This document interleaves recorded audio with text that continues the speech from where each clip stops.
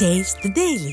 ராஜேஸ்வரி பிரியாங்க இப்போது அண்ணா நகர் சிறுமி வழக்காக இருக்கட்டும், இல்லை அண்ணா பல்கலைக்கழகத்தில் நடந்த கொடூரமாக இருக்கட்டும், இன்றைக்கி கிருஷ்ணகிரி பள்ளிக்கூடத்தில் நடந்ததாக இருக்கட்டும், தொடர்ந்து இந்த குற்ற சம்பவங்கள் நடந்துக்கிட்டே வருதில்ல.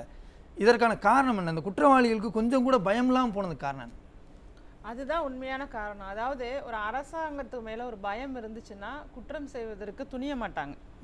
குற்றவாளியாகவே இருந்தாலும் ஆஹா இந்த அரசாங்கமாக நம்ம மேலே கடுமையாக நடவடிக்கை எடுத்துருவாங்க, நம்ம மாட்டிக்குவோங்கிற ஒரு அச்சம் கூட இன்னைக்கு இல்லை. அதுதான் காரணம். நாம் ஒரு தப்பு செஞ்சால் மாட்டிக்குவோன்னு நினைக்கிறத விட எந்த தப்பு செஞ்சாலும் நாம் தப்பிச்சுக்கலாம், நமக்கு வேண்டியவர்களை வச்சு அதிகாரத்தை பயன்படுத்தியோ பணபலத்தை பயன்படுத்தியோ நாம தப்பித்துக் கொள்ளலாம் அப்படிங்கிற காவல்துறை குற்றவாளிகளை பிடிக்கிறாங்கல்ல. இப்ப இந்த ஈசிஆர் வழக்கு கூட பாத்தீங்கன்னா பெரிய அளவுக்கு எல்லா நியூஸ் சேனல்லையும் பேசுறாங்க, கார்ல துரத்துறாங்க. அவங்க எல்லாம் பிடிச்சிருக்கதா நம்ம செய்யறாங்க, பிடிக்காம காவலர்கள் பிடிக்கிறாங்க அப்படிங்கிறது ஒரு கம்ப்ளைண்ட் கொடுத்து அதன் பிறகும் அவங்க பிடிக்கலன்னா அப்புறம் எதுக்கு காவல்துறையினர் இருக்காங்க? இப்போ நம்ம கிளாம்பாக்கம் பேருந்து நிலையத்தில் எவ்வளோ இரவு நேரத்தில் 10 மணிக்கு மேலே நீங்கள் பெட்ரோல் அதிகப்படுத்தியிருந்திருக்கணும், ரோந்து பணியில் அதிகமான காவலர்கள் இருக்கணும். எப்படி இந்த சம்பவம் நடந்ததுங்கிறதே அதிர்ச்சியாக இருக்குது. நம்ம முன்னாடியெல்லாம் என்ன பேசிகிட்டு இருப்போம், வட மாநிலத்தில் இது போன்ற சம்பவங்கள் அடைக்கும், அது நம்ம குறித்து பேசும்போதே ஒரு பெரிய செய்தியாக பேசிகிட்டு இருப்போம். இப்போ அன்றாட செய்தியாக தினம் தினம், அதுவும் குறிப்பாக இந்த திமுக ஆட்சி காலத்தில் தினம் தினம் சாதாரணமாக நடக்குது. இந்த பெண்களுக்கு எதிரான குற்றங்களாக இருக்கட்டும், சாதி வன்கொடுமைகளாக இருக்கட்டும், அல்லது சட்ட ஒழுங்கு சீர்கட்டு கொலை குற்றங்களாக இருக்கட்டும், தொடர்ச்சியாக எல்லாமே ஒரு இயல்பாக இதெல்லாம் இப்போ ஒரு சாதாரண செய்தி மாதிரி பார்க்கப்படக்கூடிய ஒரு நிலையை உருவாக்கி இருக்கு திமுக அரசுங்கிறத நான் குறிப்பிட விரும்புகிறேன். இந்த பள்ளிக்கூடத்தில் நம்ம என்ன சொல்றோம்னா, ஒரு தனிநபராக சாதாரண ஆளே குற்றம் செய்ய பயப்படணும் அரசாங்கத்தை பார்த்து. இதில் குறிப்பாக அரசு ஊழியர் ஒரு அரசாங்கத்தை பார்த்து பயப்படணுமா இல்லையா?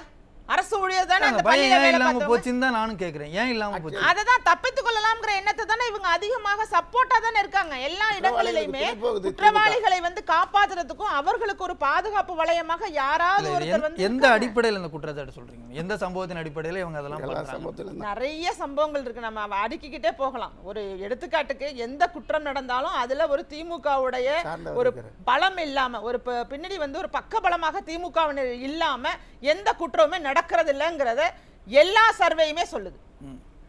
இன்றைக்கு ஜாஃபர் சாதிக் இந்த போதை கடத்தலா இருக்கட்டும், பெண்களுக்கு எதிரான குற்றங்களா இருக்கட்டும், அல்லது இந்த ஒரு கொடி கட்டிக்கிட்டு போன இடத்துல கூட இதுல போலீஸா முன் சொல்றாங்க இது திமுகவினர் இல்லை அப்படின்னு. இது மிரட்டி சொல்ல வைப்பது போல இருக்கு காவல்துறையினர். இன்னும் சொல்ல போனா கிருஷ்ணகிரியில இந்த போலி NCC கேம்ப் நடந்து பெண்கள் குழந்தைகளுக்கு மாணவிகளுக்கு எதிரான பாலியல் குற்றம் நம்ம பார்த்தோம். அப்ப உயர் நீதிமன்றம் கொட்டு வைக்குது யாருக்கு? காவல்துறைக்கு. நீங்க சரியான முறையில விசாரணை செய்யல. இப்ப சிவராமன்கிறவரை பள்ளிக்கு அறிமுகப்படுத்திய நபரை நீங்க கொண்டுட்டே வரல. அப்ப அங்கங்க என்ன பண்றாங்கன்னா, அவர்களுக்கு தேவையான நபர், அவர்களுக்கு உரியவர்களுக்குன்னு ஒரு பாதுகாப்பு இங்க கொடுக்கப்பட்டீங்க. கேட்ட எடுத்துக்காட்டு இதுதான்.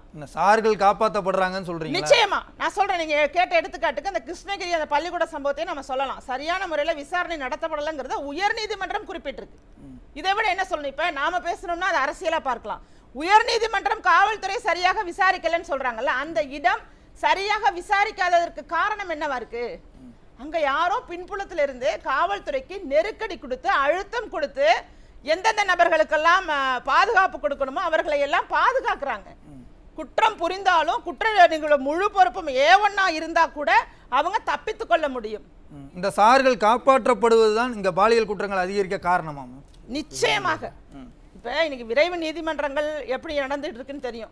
வழக்கறிஞர் ஐயா கூட இருக்காரு, சொல்லட்டும். இன்னைக்கு எத்தனை வழக்குகள் விரைவாக விசாரிக்கப்படுது, எவ்வளவு தண்டனைகள், கடுமையான தண்டனைகள் கொடுக்கப்படுது. இந்த சர்வேலாம் எடுத்து பார்த்தோம்னா ரொம்ப வேதனையா இருக்கு. கிட்டத்தட்ட 5 to 8% கூட இங்க எந்த தீர்ப்புமே சரியான முறையில இல்ல, வேகமா மூவ் ஆகலங்கிறது தான் இங்க உள்ள விஷயமே. இந்த குற்றங்களை தடுக்கிறதுக்குன்னு சொல்லி திமுக அரசு ஏதாவது ஒன்று செஞ்சிருக்கா? இப்ப அம்மா பெட்ரோல் திட்டம் அதிமுக காலத்துல கொண்டு வரப்பட்டது. ஈவன் தோ பெண்கள் பால் கொடுக்கறதுக்கான ஒரு அறையை ஏற்படுத்தணும்னு கொண்டுட்டு வந்ததும் புரட்சித் தலைவி ஜெயலலிதா அம்மா அவர்கள் கொண்டுட்டு வந்தது. இது மாதிரி பெண்களுக்காகன்னு சொல்லி தனியா நிறைய திட்டங்களை அதிமுக அரசு கொண்டு வந்திருக்கு. திமுக அரசு பெண்களுக்கான பாதுகாப்புக்கோ அல்லது முன்னேற்றத்துக்கோ நீங்க கொடுக்குற அந்த 1000 ரூபாயை ஒதுக்கி வச்சிருங்க. அது மக்களுடைய வரிப்பணம் தான். அதையும் நீங்க கொடுக்கும்போது எப்படி சொன்னீங்க, என்ன சொன்னீங்க, அதை கொடுத்து எப்படி இழிவுபடுத்துறீங்கிறது எல்லாருக்குமே தெரியும். அதனால பெண்களுக்கான திட்டங்களாக இன்றைக்கு திமுக அரசு எதையுமே செய்யல. அவர்களுக்கு நாட்டமே இல்ல. பெண்களை பின்தொடர்ந்தாலே 5 ஆண்டு சிறை அப்படின்லாம் சொல்லி அறிவிச்சாங்க. அதாவது இப்ப அறிவிச்சார் சட்டமன்றத்துல மு க ஸ்டாலின் அவர்கள் அறிவிச்சாரு. ஆனா அறிவித்ததோட பலன் என்னவா இருந்திருக்கணும்? ஏதாவது குறைஞ்சிருக்கணும்ல. இப்ப நம்ம தானே பாக்குறோம், கிட்டத்தட்ட 103 வழக்குகள் இந்த ஜனவரி 1ஆம் தேதியிலேருந்து இந்த பிப்ரவரி 6ஆம் தேதிக்குள்ள இவ்வளவு வழக்குகள் நடந்திருக்கு, பெண்களுக்கு எதிரான குற்றங்கள் நடந்திருக்கு, போக்சோ குற்றங்கள் நடந்திருக்கு, இதெல்லாம் பாக்குறோம்ல. அப்ப அவர் வாசிச்சு அவர் பேசினது ஒரு எழுத்தோட ஒரு பேப்பரோட தான் இருக்கே தவிர செயல் வடிவம் பெறுவதற்கான அரசாக இது இல்ல. நான் மறுபடியும் சொல்றேன், எல்லா குற்ற செயல்களையும் ஒரு திமுக நபரை புடிச்சுக்கிட்டு அவர்களுக்கு பின்னால் ஒளிந்து கொண்டு அல்லது அவர்களை முன்னால் நிறுத்தி தான் குற்றங்கள் பெரும்பான்மையாக நடைபெறுகிறது. இது அதிமுக காலத்துல நடக்கலங்க. காவல்துறை சுதந்திரமாக செயல்பட்டாங்க. சரி, இப்ப காவல்துறை சுதந்திரமா செயல்படலன்றது ஒரு பக்கம் நீங்க குற்றச்சாட்டா சொல்றீங்க. நான் என்ன கேக்குறேன்னா, தொடர்ந்து சம்பவங்கள் நடக்குது இல்ல, மக்கள் பாக்குறாங்க. அந்த இடத்துல இருந்து முதலமைச்சர் ஒரு பாடம் கத்துக்கிட்டு இனி இப்படி நடக்காம இருக்கணும், அதுக்கு என்ன செய்யணும்ன்றத முடிவு எடுக்க மாட்டாரா? ஏன் அமைதியா இருக்காங்க? அவருக்கு நிர்வாக திறன் பத்தலைங்க. இப்ப எதிர்கட்சி தலைவர் அவர்கள் பொம்மை முதல்வர்னு சொல்றதுல எந்த விதமான மாற்றமே இல்லை அப்படிங்கறத நான் பார்க்குற நமக்கே தெரியுது. இதே கருத்து பெண் பிள்ளைகள் மேல உள்ள பற்றோட பள்ளிகள்லையும் கல்லூரிகள்லையும் பெண்கள் பாதுகாப்பாக இல்லைன்னு எதிர்கட்சி தலைவர் அவர்கள் அறிக்கை கொடுக்கும் போது இவங்க வந்து பீதியை கிளப்புறாங்கன்னு பேசினவங்க. எப்படி இந்த விஷயம் இன்னைக்கு நடக்குது? அவர் ஒரு தீர்க்கதரிசி. உண்மையாகவே எல்லா விஷயத்தையுமே முன்கூட்டியே எதிர்கட்சி தலைவர்கள் சுட்டி காண்பித்துக் கொண்டே இருக்கிறார்கள். ஆனா அதை புரிந்து கொண்டு கூட இதுக்கு எப்படி சரி செய்யறது, இதை எப்படி நாம வந்து ரெக்கவர் பண்றது, மக்களை எப்படி பாதுகாக்கிறது, மக்களுக்கு எப்படி நல்லாட்சி கொடுக்கறதுன்னு அவர் சொல்றதை வச்சு கூட இவங்க ஓரளவுக்கு பின்பற்றலாம். ஆனா அதுக்கு பதில் மட்டும்தான் கொடுத்து விட்டு மக்களை பற்றி கவலை கொள்ளாமல் இன்னைக்கு அரசு பள்ளிக்கூடத்துக்குள்ளேயே ஒரு 13 வயசு மாணவிக்கு இவ்வளவு பெரிய ஒரு கொடூரம் நடந்திருக்கு. 3 குற்றவாளிகள், 3 பேர்.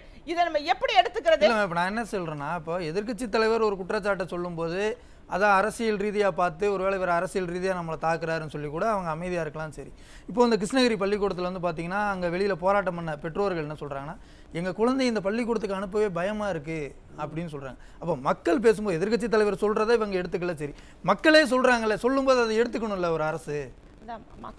மக்கள் சார்பாக மக்கள்ல ஒருவராகத்தான் எதிர்கட்சி தலைவர் சொன்னாங்க கருத்தை. அதை நீங்கள் கூறுவது போல அது அரசியலாக கருதினாலும் இன்னைக்கு மக்களுடைய குரலையாவது கேட்கணும். கேட்கக்கூடிய நிலையில இன்றைக்கு திமுகவினர் இல்ல. அவங்க அதிகார துஷ்பிரயோகத்தை கையில் எடுத்துட்டாங்க. ஒரு அதிகார மமதையில இருக்காங்களே தவிர மக்களோட குரல் அவர்களுக்கு கேட்கறது இல்ல. அவர்களுக்கு ஃபுல்லாவே விளம்பரம். அடுத்து விளம்பரம் என்ன செய்யலாம், விளம்பரம் என்ன பண்ணலாம், யாரை பத்தி என்ன நம்ம வந்து பெருமையா நம்ம உதயநிதி அவர்களை எப்படி வந்து கொண்டுட்டு வரலாம், இது மாதிரியான சிந்தனை தான் ஓடிதே தவிர ஒரு பெண்கள் அப்படிங்கிற விஷயத்துக்கு எதுவுமே பண்ணலைங்க. உண்மையா சொல்றேன். இன்னைக்கு பள்ளிக்கூடத்துக்கு அனுப்ப பயப்பட வேண்டிய நிலை, கல்லூரிக்கு அனுப்ப பயப்பட வேண்டிய நிலை வந்துட்டா நாங்க என்ன பண்ணணும்? மறுபடியும் பெண்களை வந்து வீட்டுக்குள்ள போட்டு பூட்டி வைக்கணும் அப்படிங்கிற நிலையை உருவாக்குறது தான் திராவிட மாடல் அரசா? கேட்கிறேன். நீங்க பெண்களுக்கு வந்து பெண்கள் முன்னேற்றம், பெண்கள் சமமா இருக்கணும், அது இதுன்னு சொல்லி சும்மா பேச்சளவுல பேசுறீங்களே, இந்த நிலை இன்னைக்கு பள்ளிக்கூடத்துக்கு அனுப்ப பயப்படக்கூடிய ஒரு நிலை தானே. எப்படி அனுப்புவாங்க? அந்த பள்ளிக்கூடத்தை சார்ந்த பெண் பிள்ளைகளுக்கு இன்னைக்கு உயிர் போற அளவுக்கு பயமா இருக்கு பெற்றோருக்கு. பிள்ளைங்க வெளியில போயிட்டு வீட்டுக்குள்ள வர்றதுக்குள்ள இதய துடிப்பே அதிகமாயிடுதுங்க. நானும் ஒரு பெண் பிள்ளை வச்சிருக்கோம். எங்கேயுமே வெளியில தனியாவும் விட முடியாது. எந்த வெளியில விட வேணாங்க, பள்ளிக்கூடத்துக்கு விட முடியலையேங்க. ஒரு தாயாக உங்களுடைய வழி எனக்கு புரிஞ்சுக்க முடியுது மேம். 234க்கு 200 ஜெயிப்போம்னு சொல்லக்கூடிய முதல்வர் 37 நாள்ல 103 பாலியல் குற்றங்கள் நடந்திருக்கின்ற இந்த புள்ளி விவரத்தை பத்தி கவலைப்படாம இருக்காருன்னு சொல்றீங்க. தொடர்ந்து பேசுவோம். ராஜேஸ்வரி மேம், உங்களுடைய இறுதி கருத்தை சுருக்கமா சொல்லுங்க. ஏற்கனவே கனிமொழி அவர்கள் ஒரு பொதுக்கூட்டம் போட்டப்ப பெண் போலீஸாருக்கு வந்து பாலியல், ஆமா, இது வந்து நமக்கு தொடர்ச்சியாவே அவங்க கட்சிக்குள்ள உள்ள நபர்களாலேயே வந்து போலீஸே அட்டாக் பண்ற அளவுக்கு வெளிப்படையா அங்கேயே நடந்திருக்கு. இப்ப கிளாம்பாக்கத்துல அந்த கடத்தல் சம்பவம் இருக்கு பாருங்க, அது நடந்த இடத்துல கேமரா பதிவுகள் இல்லை. அதாவது அந்த ஆட்டோக்காரவங்க வந்து அந்த இடத்துல ஏறின இடத்துலயோ ஏத்திட்டு போன இடத்துலயோ கேமரா இல்லை. அவங்க விடுவிச்ச இடம், அதாவது அந்த இடத்துல இருந்து இன்னொரு ஆட்டோவுக்கு மாத்துறாங்க. ஒரு ஆட்டோ ஓட்டுநர் தான் காப்பாத்தி இந்த அளவுக்கு கொண்டுட்டு வந்து உதவி செஞ்சிருக்காருங்கிறதை நம்ம பாக்குறோம். அந்த இடத்துல உள்ள கேமராவை அதுவும் அலசி ஆய்வு பண்ணி தான் எடுக்க வேண்டியதா இருக்கு. இதே கேமரா ஃபெசிலிட்டி ஒரு கிளாம்பாக்கம் பேருந்து நிலையத்துக்கு எவ்வளவு தேவைங்கிறது கூட தெரியல இந்த திமுக அரசுக்கு. அதே மாதிரி இந்த அதிநவீன தாழ்த்தள பேருந்து ஒரு 100 பேருந்து அதிநவீனமா இருக்கான், ஆனா அங்க கேமரா மட்டும் கிடையாது. வேறு மாநிலங்கள்ல அந்த பேருந்து இருக்குங்க, அங்க எல்லா மாநிலங்கள்லயுமே கேமராக்கள் பொருத்தப்பட்டிருக்கு. இதெல்லாம் வந்து இதுதான் பெண்களுக்கு பாதுகாப்புங்கிறத நினைச்சாதான் இதெல்லாம் பண்ண முடியுங்கிறதுக்காக சொல்றேன். நீங்க பெண்களை குறித்தே யோசிக்கல, பெண்களை குறித்தே நினைக்கலங்கிறதுக்கு எடுத்துக்காட்டாக நான் சொல்றேன். தயவு செய்து நீங்க இலவச பேருந்து கொடுக்கறத மட்டும் சொல்லாம இரவு நேரத்துல டவுன் பஸ்களை அதிகப்படுத்துங்க, பேருந்துகளை அதிகப்படுத்துங்க. அவங்க ஆட்டோவை நம்பியோ பிற தனியார் வாகனங்களை நம்பியோ இல்லாம அரசு வாகனங்களை நம்பி நடு இரவிலையும் ஒரு பெண்ணால பயணம் செய்ய முடியுங்கிற ஒரு நிலையை உருவாக்க வேண்டும். இதுதான் ஒரு நல்ல ஆட்சியை கொடுக்கக்கூடியவர்களுக்கு அழகா இருக்கும்னு நினைக்கிறேன். இன்றைக்கு திமுகவுடைய ஆட்சி அவர்கள் குடும்பத்தை வளர்ப்பதற்கும் திமுகவினரை வளர்ப்பதற்காகவும் மட்டும்தான் இருக்கே தவிர இது மக்களுக்காகவோ பெண்களுக்காகவோ இல்லை அப்படிங்கிறத நம்ம நாளுக்கு நாள் தெரிஞ்சுக்கிட்டே. நன்றி மேம் சார்.